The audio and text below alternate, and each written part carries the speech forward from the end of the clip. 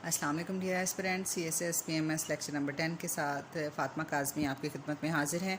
आज सोशियोलॉजी का lecture number 10 जो है वो मैं देने जा रही हूँ और जिसमें हम डिस्कस करेंगे सोशल प्रॉब्लम्स इन पाकिस्तान। और सोशल प्रॉब्लम पाकिस्तान की कौन कौन सी हैं। सोशियोलॉजी में ये 20 मार्क्स या 25 मार्क्स का ये क्वेश्चन आ सकता है, इसके बहुत सारे चांसेस हैं। ज़ाहिर है उन्होंने एक सोशल प्रॉब्लम के बारे में तो पूछना ही है आपसे। सबसे पहले जो भी सोशल प्रॉब्लम आती है, अनएम्प्लॉयमेंट आ जाती है, हाई पॉपुलेशन ग्रोथ रेट आ जाता है, कोई भी हमारे पास करप्शन आ जाती है, सबसे पहले जो भी आता है आपके पास प्रॉब्लम, सोशल प्रॉब्लम के बारे में क्वेश्चन आता है, उसमें आपने सबसे पहले सोशल प्रॉब्लम की डेफिनेशन लिखनी है कि आखिर वो क्या होती है। हम वैसे बात करते हैं कि हमारी सोसाइटी की ये प्रॉब्लम है, लेकिन ये है कि हमें उसकी डेफिनेशन का भी पता होना चाहिए। तो यहाँ पे मैंने इसकी डेफिनेशन लिखी है, आप भी इसको इसी तरह याद कर सकते हैं। और अगर इसमें आप कोई चेंजिंग आप देखते हैं कि होनी चाहिए तो आप कर सकते हैं। वैसे ये डेफिनेशन जो एक परफेक्ट डेफिनेशन है, a social situation that affects or is thought to be affecting a significant number of people।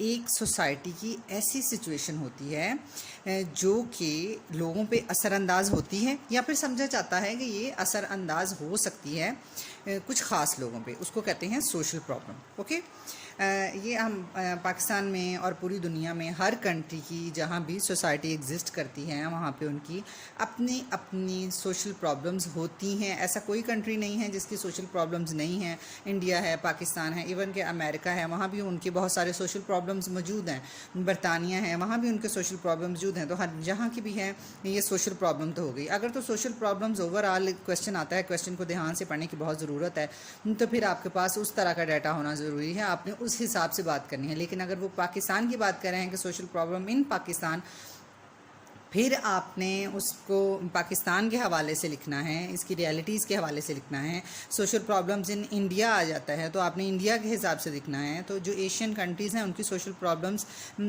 कुछ हद तक सिमिलर हैं, ठीक है। उसमें अब मैं आज जो है वो हाई पॉपुलेशन ग्रोथ रेट जो है उसके बारे में डिस्कस करेंगे कि हाई पॉपुलेशन ग्रोथ रेट एक पाकिस्तान की सोशल प्रॉब्लम है और ये किस तरह से पाकिस्तान की सोशल प्रॉब्लम है, इसको भी हम देखेंगे। अब ये जो सोशल प्रॉब्लम्स होती हैं ना, वो यूनिवर्सल होती हैं नेचर की। तो अगर हमारे पास एक कहीं सोसाइटी ही नहीं है तो ज़ाहिर है वहाँ पे सोशल प्रॉब्लम्स नहीं होगी। तो सोसाइटी और लोगों के साथ सोशल प्रॉब्लम चलती हैं। तो हाई पॉपुलेशन ग्रोथ रेट का यहाँ के लिखने से पहले आपको डेमोग्राफी जो है उसकी डेफिनेशन का पता होना चाहिए। आप पॉपुलेशन की बात कर रहे हैं, इसका मतलब किसी ख़ास एरिया की पॉपुलेशन की बात कर रहे हैं ना, तो उसमें एक डेमोग्राफी की डेफिनेशन का लिखना ज़रूरी है। The systematic study of human population related to its size, composition, growth and mobility is known as demography. ये डेमोग्राफी की डेफिनेशन है जो आपने इस तरह लिखनी है। और उसके बाद जो है हम आते हैं कि हाई पॉपुलेशन ग्रोथ रेट के साथ थ्योरीज़ की। अब ये जो थ्योरीज़ का क्वेश्चन है, एक्चुअली ये पूरा चैप्टर मैं आज कवर करने जा रही हूँ कि हाई पॉपुलेशन ग्रोथ रेट का जो एक पूरा टॉपिक है, पूरा एक चैप्टर है, तो वो कवर करने जा रही हूँ कि उसमें सबसे पहले आती हैं थ्योरीज़। अब थ्योरीज़ जो है वो पॉपुलेशन ग्रोथ की, अब वो आपसे पूछ सकता है क्या है। अब सबसे पहले वो ये क्वेश्चन आ सकता है, आपको 2 नंबर का क्वेश्चन आ सकता है। हो सकता है कि आपको इसी पे वो कह दे कि थॉरली बयान करें, क्या आप कहते हैं। तो इसमें सबसे पहली थ्योरी जो है वो मॉल्सन थ्योरी है, ठीक है। मॉल्सन थ्योरी है, उसके बाद जो है आपके पास डेमोग्राफिक ट्रांजिशन थ्योरी है और उसके बाद बॉस्प थ्योरी है, ठीक है। इसमें सबसे पहली जो थ्योरी है ना वो ज़रा एक पॉपुलेशन को थोड़ा पॉजिटिव एंड पे भी देखती है कि क्या है। सबसे पहली जो हमारे पास थ्योरी है मॉल्सन थ्योरी, ये थॉमस आर मॉल्सन ने दी थी, ठीक है। ये थॉमस आर मॉल्थस ने दी थी। ईयर था इसका 1766 से 1834। अब वो क्या कहते हैं उसमें, वो कहते हैं कि increasing world population will lead to social disorganisation and food shortage. He held that population was increasing geometrically whereas food production was following an arithmetic pattern। उसमें वो सिर्फ एक ही बात करते हैं, एक ही चीज़ को फोकस करते हैं। वो कहते हैं कि पॉपुलेशन जो है वो दिन ब दिन बढ़ रही है, जिसकी वजह से हमारी जो सोसाइटी है वो डिसऑर्गेनाइज हो रही है, ठीक है। आपकी जो पॉपुलेशन है वो बढ़ रही है, जिसकी वजह से आपकी जो सोसाइटी है वो डिसऑर्गेनाइज हो रही है। इसमें एक तो डिसऑर्गेनाइजेशन की इन्होंने बात करी, ठीक है। दूसरा इसमें वो क्या वो बात कर रहे हैं, वो कहते हैं कि जिस हिसाब से पॉपुलेशन तो एक ज्योमेट्रिकली बढ़ रही है ना, लेकिन जो हमारी फूड प्रोडक्शन है, उन्होंने फूड की शॉर्टेज के बारे में बात की है, ठीक है, कि हम फूड जो है वो उस तरह से अवेलेबिलिटी उसकी नहीं है। अब ये मॉथसन थ्योरी जो है उसमें आप देखेंगे कि सिर्फ दो चीज़ों पे थॉमस आर मॉथसन ने फोकस किया है, एक तो सोसाइटी की डिसऑर्गेनाइजेशन की तरफ और एक फूड शॉर्टेज की तरफ, ठीक है। इन्हीं को लेके आपने आगे एक्सप्लेन करना है, और ये इसके जो ईयर है वो देखें और देखें कि उन्होंने कौन सी दो चीज़ों पे फोकस किया हुआ है, ठीक है। उसके बाद आपके पास है डेमोग्राफिक ट्रांजिशन थ्योरी। ये जो थॉमस ने किया है उसके दो पॉइंट्स डिफरेंट थे। जो डेमोग्राफिक है इसमें वो कहते हैं कि जो पॉपुलेशन है उसका ग्रोथ रेट जो है वो टेक्नोलॉजी की डेवलपमेंट पे बहुत असर डालता है। अब टेक्नोलॉजी डेवलपमेंट पॉजिटिव भी हो सकती है और नेगेटिव भी हो सकती है। अब वो कहते हैं कि जो ये थ्योरी है वो कहती हैं कि जैसे जैसे पॉपुलेशन इंक्रीज़ होती है, पॉजिटिव एक वो मतलब इस डेमोग्राफिक ट्रांजिशन थ्योरी के मुताबिक पॉपुलेशन को का बढ़ना एक अच्छी बात है, ठीक है। ये थॉमस के मुताबिक ये इतना अच्छी बात नहीं थी, लेकिन ये जो है इनका ये है कि ये एक पॉजिटिव थ्योरी है कि इस हक में है कि पॉपुलेशन बढ़नी चाहिए, क्योंकि वो कहते हैं कि अगर पॉपुलेशन बढ़ेगी तो टेक्नोलॉजी भी बढ़ेगी। वो उन्होंने पॉपुलेशन का कहा है कि टेक्नोलॉजी से डायरेक्टली प्रोपोर्शनल है, ठीक है। पॉपुलेशन अगर बढ़ेगी तो टेक्नोलॉजी भी बढ़ेगी, तो टेक्नोलॉजी की डेवलपमेंट के लिए पॉपुलेशन का बढ़ना बहुत ज़्यादा ज़रूरी है। ये डेमोग्राफिक ट्रांजिशन थ्योरी है। उसके बाद हम आपके पास है जी पॉस्पर्ब थ्योरी है।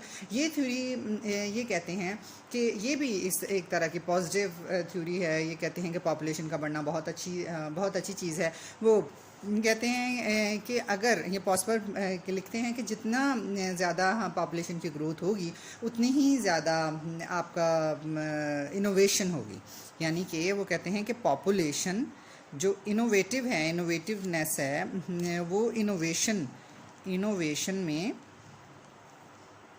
कि डायरेक्टली प्रोपोर्शनल है, वो एक पॉजिटिव रिस्पांस देती है। थॉमस ने कहा था कि ये सोसाइटी की डिसऑर्गेनाइजेशन और फूड शॉर्टेज उसका एक नेगेटिव बता दिया कि अगर वो उसको नहीं बढ़ना चाहिए, ठीक है। लेकिन जो बाकी दोनों थ्योरीज़ हैं उनका यही ख्याल है कि ये जो है लाजमी तौर पे पॉपुलेशन का बड़ा होना चाहिए। एक में ये है कि टेक्नोलॉजी पे इम्पैक्ट है, टेक्नोलॉजी बढ़ती है, और दूसरा ये है कि इनोवेशन ज़्यादा होती है, ठीक है। ये इनकी थ्योरी थी। फिर भी आपको कुछ समझ ना आए तो आप लाजमी तौर पर कमेंट सेक्शन में कमेंट कर सकते हैं और फिर मैं आपको मज़ीद एक्सप्लेन कर दूँगी। उसके बाद जो है हमारे पास जो बेसिक पॉइंट्स हैं, जब भी आप हाई पॉपुलेशन ग्रोथ रेट की बात करते हैं, सबसे पहले डेफिनेशन की बात करते हैं, उसके बाद आप थ्योरीज़ की बात करते हैं। फॉर एग्जांपल आपको ये लॉन्ग क्वेश्चन आ जाता है, आप थ्योरीज़ एक एक दो लाइनों की भी लिखेंगे तो वो एक पॉजिटिव इम्पैक्ट आपका जाएगा बनिस्बत उस बंदे के जिसने इसको डिस्कस ही नहीं किया। क्योंकि कोई भी आप टॉपिक डिस्कस करते हैं उसके पास्ट के बारे में, उसकी रिसर्च के बारे में डिस्कस करना बहुत ज़रूरी होता है। उसके बाद हमारे पास आ जाता है रीज़न। पॉपुलेशन की रीज़न क्या हैं, पॉपुलेशन बढ़ने की रीज़न्स क्या हैं। अब हमारे पास डिटर्मिनेंट्स क्या हो सकते हैं, रीज़न क्या हो सकती हैं। आप डिटर्मिनेंट्स ऑफ ग्रोथ रेट लिख सकते हैं, रीज़न ऑफ ग्रोथ रेट लिख सकते हैं। Because question basically for Pakistan है, बट जो जितने भी एशियन कंट्रीज़ हैं उनकी जो बेसिक रीज़न्स हैं वो इसी तरह की होती हैं, या अंडर डेवलपमेंट कंट्रीज़ हैं उनके भी सेम होती हैं। तो बाकी हम जिस तरह के सोशल मीडिया में रह रहे हैं, हमारा इतना इंटरेक्शन है, एक हम ग्लोबल विलेज में रह रहे हैं, हमें दूसरे मुल्कों का भी थोड़ा बहुत अंदाज़ा है, लेकिन बेसिकली जो क्वेश्चन आता है वो इसी तरह आप जो कंट्री टू कंट्री के बारे में ही आता है, ठीक है। इसमें रीज़न्स क्या हैं, सबसे पहले तो जो है डिक्लाइन इन मोर्टेलिटी रेट है। इसमें ये है कि टेक्नोलॉजी ने बहुत ज़्यादा तरक्की कर ली है, हमारी हेल्थ जो है वो बहुत इंक्रीज़ हो गई है, हेल्थ टेक्नोलॉजी ने बहुत तरक्की कर ली है। अब उस हिसाब से जो डिक्लाइन रेट है वो 6.3 पर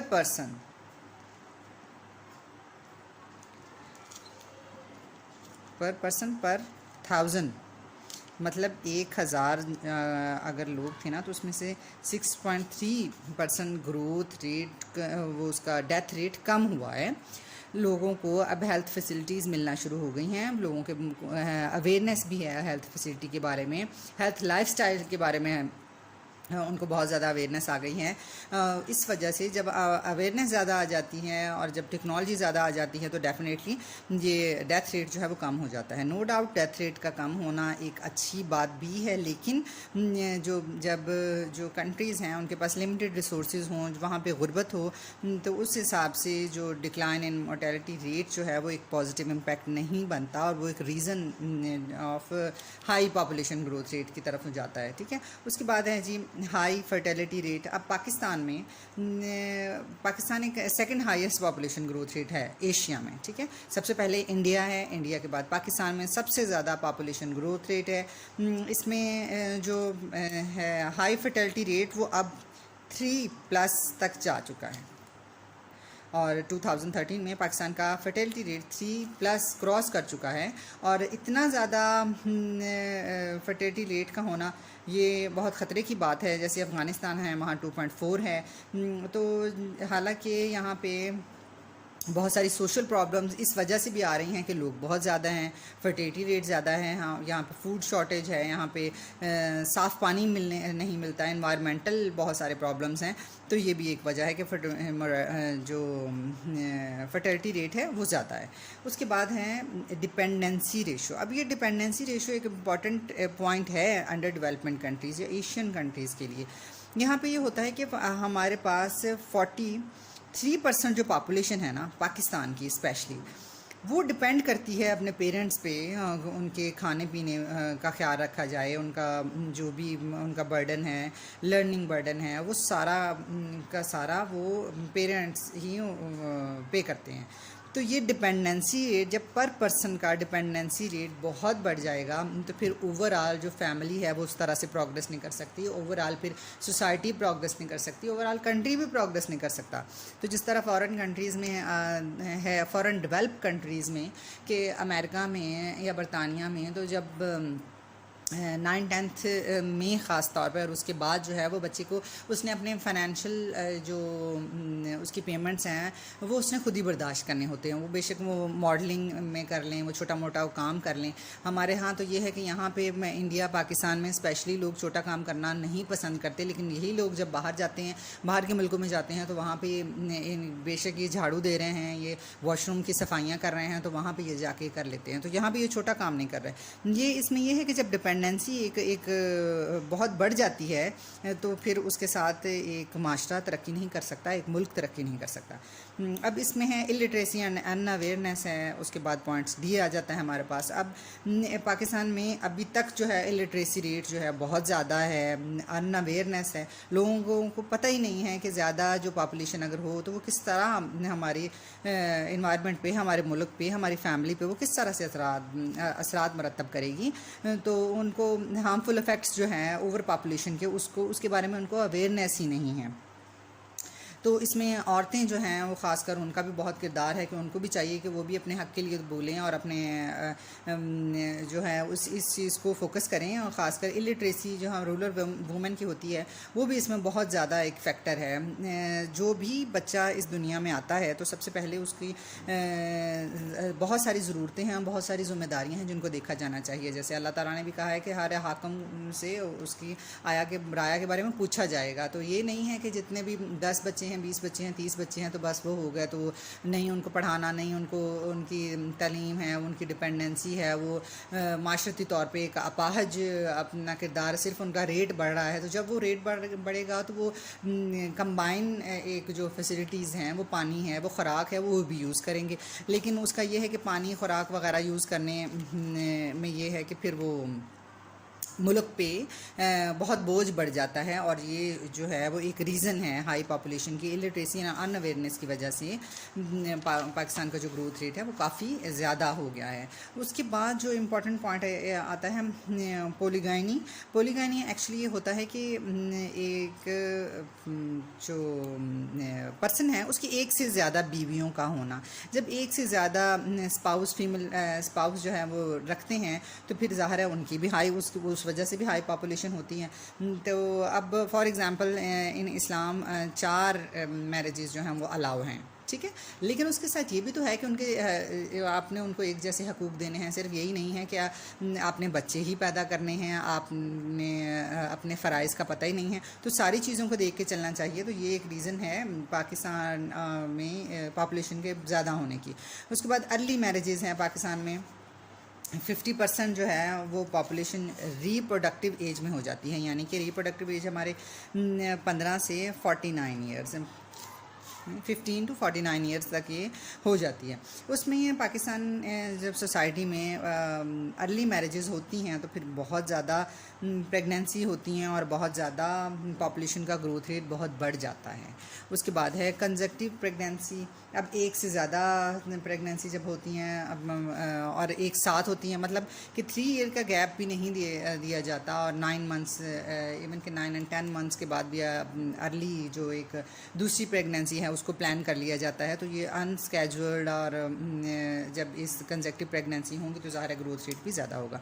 उसके बाद है कल्चरल बिलीफ। बाज़ का ये होता है कि बहुत सारे ज़्यादा बच्चे होना, बाज़ माशरों में, बाज़ सोसाइटीज़ में ये है कि वो समझते हैं कि ज़्यादा बच्चों का होना एक बहुत पॉजिटिव बात है, एक अच्छा पॉइंट है। लेकिन ये कल्चरल बिलीफ जो होते हैं वो भी बाज़ बहुत इम्पेक्ट करते हैं, वो भी बहुत ज़्यादा जो पॉपुलेशन ग्रोथ रेट है उसको बढ़ाने में बहुत इनका इम्पेक्ट है। तो इसमें उसके बाद हम आपके पास माइग्रेशन आ जाता है। अब ये जो लास्ट 3 पॉइंट है ना, माइग्रेशन है, लो ड्यूल इनकम फैमिलीज़ हैं, क्लाइमेटिक फैक्टर्स हैं, ये 3 बहुत इंपॉर्टेंट फैक्टर्स हैं। इसमें सबसे पहले जो माइग्रेशन की है वो ओवर पॉपुलेशन इन पाकिस्तान है।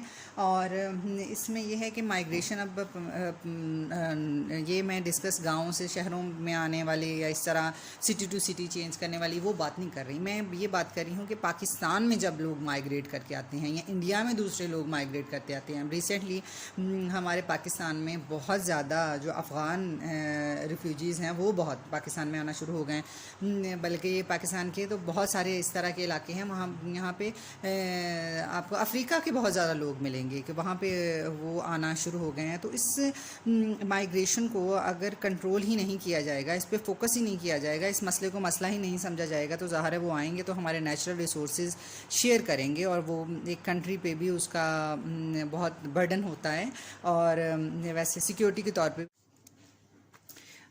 उसके बाद है हमारे पास लो ड्यूल इनकम फैमिलीज़, और बहुत सारी ऐसी फैमिलीज़ होती हैं जहाँ पे एक ही कमाने वाला होता है और औरत जो है वो बेसिकली उसमें घर के अमूर जो हैं उनको देखना होता है। तो ये भी एक रीज़न है कि जिससे बहुत ज़्यादा बढ़ जाता है, ग्रोथ रेट बहुत बढ़ जाता है। उसके बाद क्लाइमेटिक फैक्टर है। क्लाइमेटिक फैक्टर जो है जितने भी अंडर डेवलपमेंट कंट्री हैं ख़ास तौर पे उन पे, लेकिन डेवलपमेंट कंट्री पे भी इसका बहुत ज़्यादा इम्पैक्ट अब हो गया है।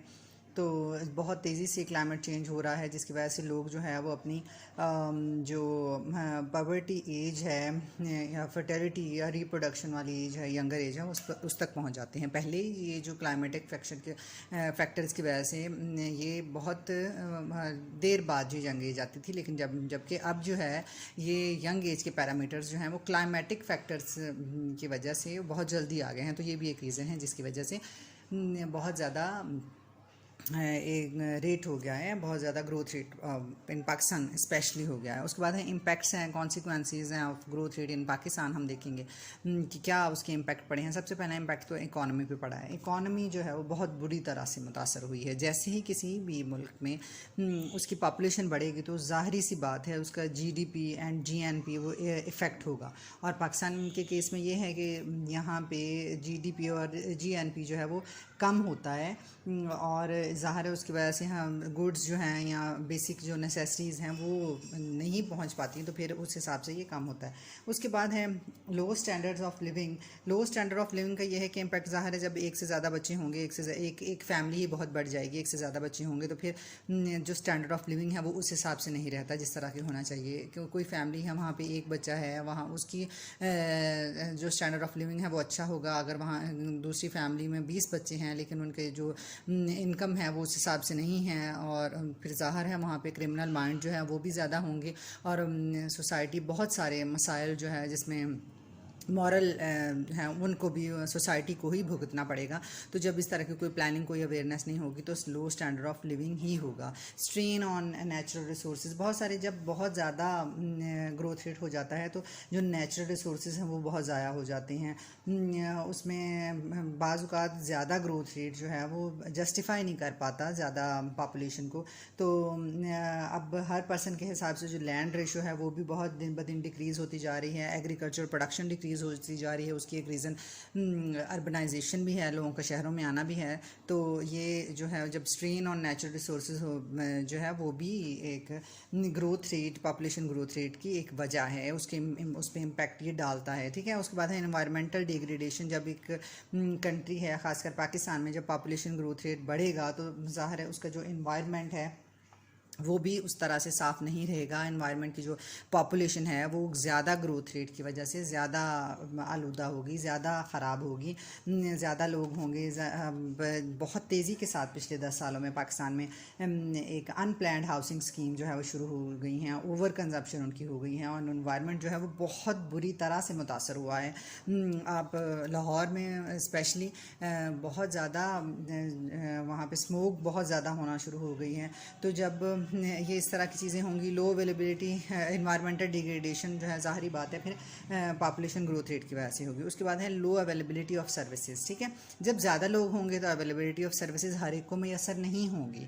इंक्रीज़ पॉपुलेशन की वजह से एक सडन डिक्लाइन आ जाता है सर्विसेज में, जैसे ट्रांसपोर्ट है उसमें आ जाता है, हेल्थ है, सैनिटेशन है, एजुकेशन है। तो लो अवेलेबिलिटी ऑफ सर्विसेज हो जाती है क्योंकि वो उस हिसाब से प्लान नहीं थी। अब चाइना में एक ये पॉजिटिव पॉइंट है, तो वहाँ पे 10 साल की से लेके 30 साल की प्लानिंग जो है वो गवर्नमेंट बेस पे कर ली जाती है। जबकि हमारे जो बाकी कंट्रीज़ हैं, हम पाकिस्तान है, इंडिया है, बांग्लादेश है, वहाँ पे उस हिसाब से जो नहीं प्रेडिक्शन की जाती उस हिसाब से प्लानिंग टाइम पीरियड उतना ज़्यादा नहीं है। तो ये भी लो अवेलेबिलिटी ऑफ सर्विसेज भी इसकी एक वजह है। उसके बाद है सोशल प्रॉब्लम जो है, सोशल प्रॉब्लम तो डेफिनेटली इंक्रीज़ होंगी।